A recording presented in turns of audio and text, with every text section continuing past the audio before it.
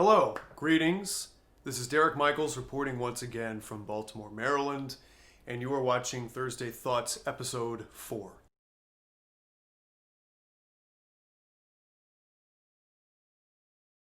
This week,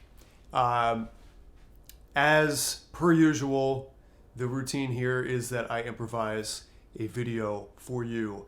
And I'm thinking a bit about process this week, and I'm thinking about the setting of intentions that comes from within, and I'm thinking about the results that happen after the fact, and then there's that big gnarly gap in between that is a space in which pretty much anything can happen. So I'd like to get a little bit micro and a little bit macro, maybe a little meta about it here. So I want to talk a little bit about some experiences that I have and have had that illustrate this concept. So starting with the meta scenario here, the video process that I'm doing.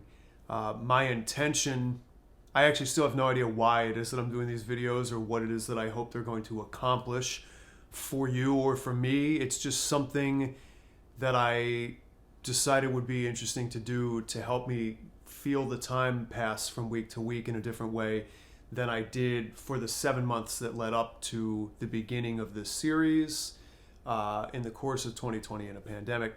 So the process that I have, the intention, I guess, I'll put it this way. The intention is very, very simple and completely open-ended, which means that I can only really manage to succeed as long as I'm safe and healthy enough to be in my home sitting in front of a camera. So I'm lucky every time I get to do this. It's a little exercise in gratitude.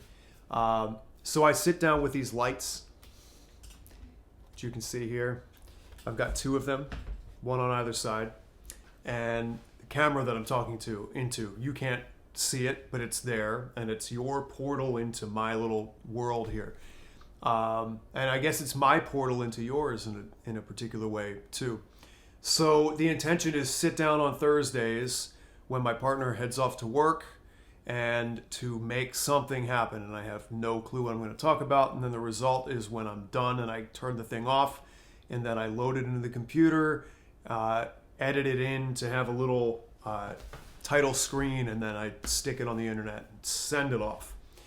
It's low pressure for me because not a terribly large number of people are watching these currently, and if it ever does come down to the point where a whole bunch of people see it for some strange reason in the future, the only embarrassment is that this is totally new for me and I have no idea what I'm doing and I'm a little awkward with it, and that's absolutely fine with me.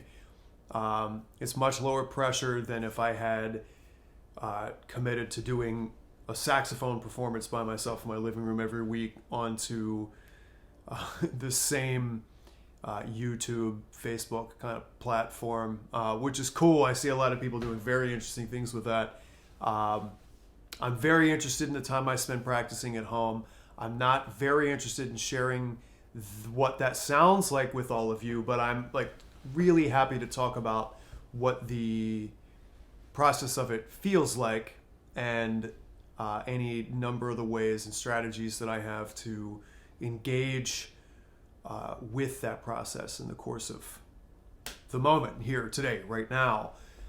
It's no different than this process of what I'm doing here, except that I don't have to deal with my words. I'm dealing with the sound of an instrument. So that's the meta perspective of intention, gray area in the middle, final result. The final result in this case with these videos, the only thing that really matters in the words of Seth Godin, the marketing genius, is that the work ships. So I gave myself a deadline that these things happen on Thursdays, and so I do them on Thursdays. I make whatever happens here and I stick it on the internet. That's it. That's the process. 1, 2, 3. ABC. It's 3 steps and done. That's it. Whatever happens on the video is irrelevant. I think I have a piece of cat hair. Sorry. Yeah, like I'm saying, whatever little things happen in the video is sort of irrelevant. The content here, any of you who know me personally, I mean, I have like 3 things I like to talk about, and they're all basically 3 sides of like one triangle. I've got like one trick up my sleeve. One aspect of life is this holistic, spiritual, mystical experience, and that's kind of it. So some of the sides of that happen are like, all right, well, how do we engage with it with intention? How can we shape some of that? And how are we letting the world in so that little triangle of interest is not kind of guarding us from the world, but is maybe helping us to engage with the world. So in this 3-step process that I'm talking about here, I talked about it in terms of the video. How does that work in terms of like a creative project or when we're sitting down to practice? And so I guess since I mentioned practicing at home, that's actually maybe the right thing to transition to talking about at the moment. So in the same room that I'm in now, I practice my saxophone pretty much daily through all of this pandemic stuff. There are days that I skip. I usually regret it. And it took me years to get to that kind of connection with practicing where it just feels good to do it. And the reason for that, for me, for a long time, was I think as a result of this 3-step process that I'm talking about. So when I'm saying 3 steps, again, it's like you have an intention of what you want to have accomplished. You have a result maybe you think you're aiming for. And then that third, the second step in between 1 and 3 is just a space. And sort of anything can happen in there.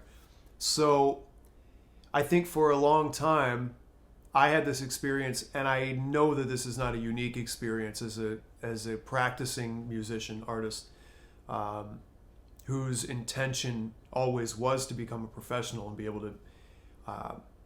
able to make my living as a musician. But I think maybe the main reason we wish to do that is hopefully because we love it so much that we just want to make it the most central part of our day-to-day lives. Certainly there are many master musicians who don't make their living as a musician. This is in no way to rank professional musicians as any higher on the totem pole than somebody who isn't doing this professionally. But my own pursuit of that was always about, if there's any way possible that I can wake up every day and my main responsibility is related to music making, especially if it's music making on a saxophone as an improviser, then all right, I'm gonna have to figure out how to make that work. That complicates issues early on, at least it certainly did for me, because past the point where I started the first couple of beginner's luck growth spurts that happened for me when I was a teenager, once I got past that, I had to really learn how to practice, learn a process of making things happen. So the intention was result oriented rather than process oriented. So intention, process, and then that third point is whatever results. So if your intention is overly concerned with the results, then your process is going to potentially be self-consciously dependent on obtaining those results. So to go back to the meta version, in this video, if my intention in doing these videos was to attract followers to me on YouTube that would then help me to monetize my YouTube channel so that I could then make money, however it is that works in this platform, from my videos where I talk about music, I would have every bit of the process function very differently than this is. I don't care if you ever click subscribe on my video channel. I hope that you're watching these and getting something fun out of them, but I'm really selfishly doing these for me as just a practice in giving something away, for one, delivering something on a schedule when I don't have an external deadline to meet, and just in exploring this process we're talking about from a safe distance away from my instrument so that all the pressure is not on music for this to work. So in my practice now, I keep illustrating with my hands. I'm sorry. So my intention now is not results oriented. I'm far enough into the journey at this point that I know the results when I perform are probably going to be to my standard, even if I'm bummed about something that happened on a particular gig. It's my worst today is a lot better than my best was 5 years ago. And so it's usually not the worst. I usually don't feel like I failed on a performance. There will be things that were frustrating. That frustration normally in the last couple of years has been related to my feelings of attachment to an outcome and my subtle but palpable attempts to control the outcomes through my saxophone. And I can hear when I listen back to recordings of performances where that happens, and my frustration is like, oh man, my tone sounds so strained, and it's strained because I'm trying to like grab the whole band and pull it behind me. And actually what was happening in retrospect was beautiful, and I needed to step out of the way, and instead I felt like it needed to go somewhere else. So that's part of a process here too. So the practicing intention now is I have an intention just to partake in a process. I'm creating a space in which I can learn about me with my saxophone. So I come into this room I'm sitting in right now, usually standing in it or sitting on a stool that's a little taller than this one, put a reed on my mouthpiece, put the mouthpiece on the horn, hang that from my harness on my shoulders, and then that middle part, that process unfolds completely spontaneously as if I were improvising. And whatever arises on the between me and the horn is much like a dialogue. And there are things that I don't anticipate that come into the picture. Some aspect of the physical interaction with the horn that is normally very easy for me might be a little tough today. Maybe I'm not taking enough reed into my mouth, and I'm compromising my evenness of register because I'm pinching the reed shut a little bit, or maybe my sound isn't as big for the same reasons of pinching, so I have to address embouchure related issues, or maybe I'm not paying attention enough to my support, or maybe everything is going really, really well in the physical and I'm just noodling and not paying attention because it's just so fun how easy it is today, and I have to address that. These little things, these little psychological games, or even physiological, it's kind of a dance between am I paying enough attention and what are the physical, so what's the biofeedback telling me needs to happen right now. There's a dance and there's a sense of play, and when that interacts with some musical material, some finite musical materials, that's a very ripe learning process that happens, and I can get a lot out of a very short period of time, and then kind of zoom out, let it all go again, and start from scratch. So the results, that's step 3, the intention is to experience that process. The results are just whatever it sounds like, and so what I'm finding is if my intention is essentially ignorant of the I say ignorant, I'll stick with that. If I am ignoring what the results might be and instead focusing on what it is that I'm dealing with, what process it is that I'm bringing to the table, the results tend to work out better.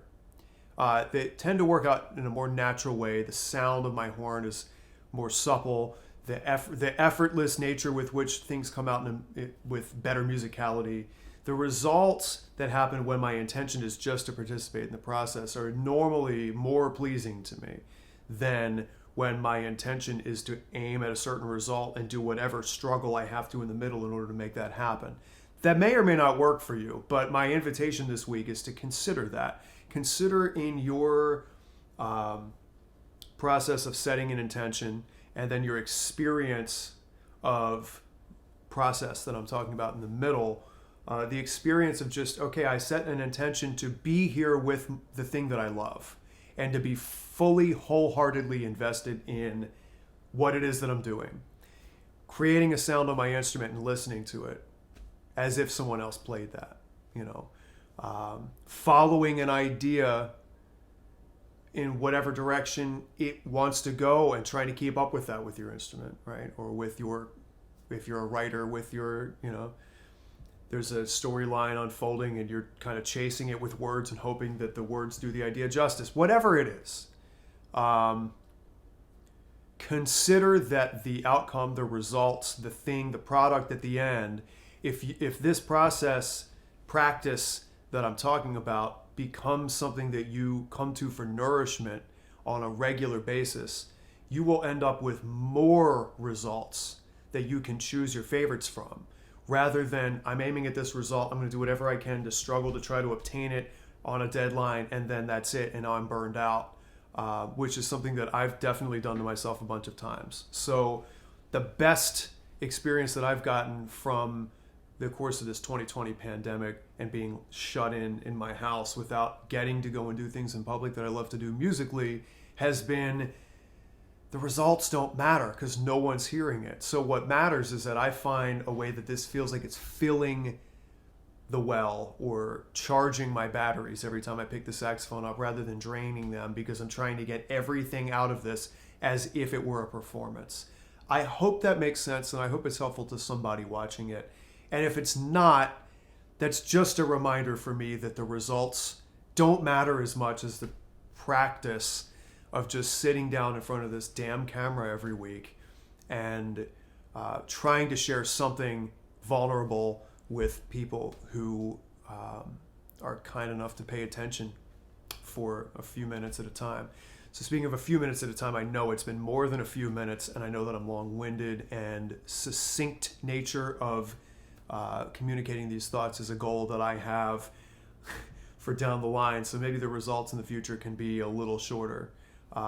So thank you for checking out however many minutes this has been. If you're interested in what I do or what I have to say, or maybe what my music sounds like if you're not familiar with it, or if you are familiar with my music and you want to hear more, check out baltimoresaxophone.com. That's my personal website, and I have everything that I do there, from information on concert series to videos from previous performances to recordings to information about private lessons if that's your thing.